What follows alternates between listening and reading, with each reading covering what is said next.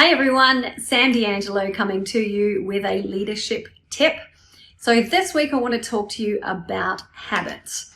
Now this piece of paper I have behind me is basically the model about how habits work. A habit is always triggered by a cue. Cue then dictates the routine that you do, and the routine gives you some kind of reward. Otherwise you wouldn't have formed the habit. You wouldn't keep doing it anymore.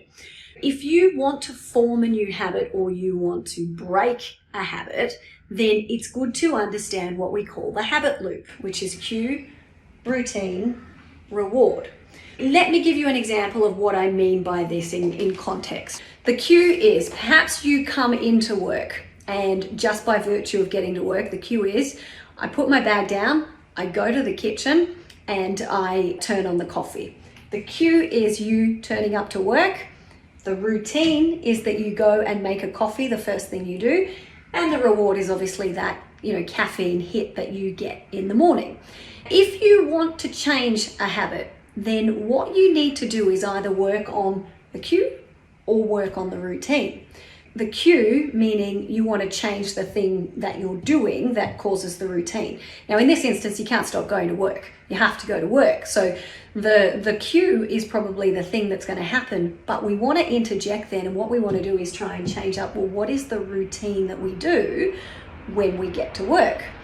You can do it a few different ways. It might be that instead of going straight to your desk, you go somewhere else first. What you want to do is intercept and interrupt the pattern of behavior that you do, which leads to the habitual behavior, being go and get the coffee.